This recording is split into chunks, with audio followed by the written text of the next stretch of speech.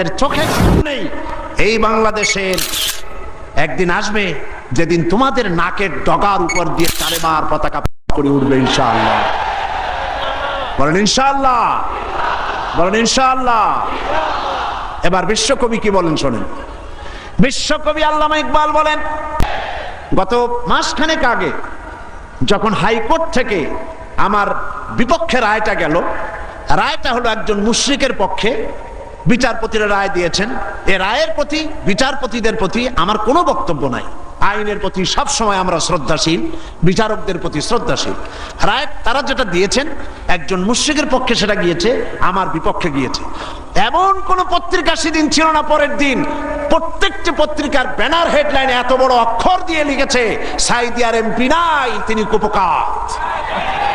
কিন্তু গতকাল Bangladesh supreme court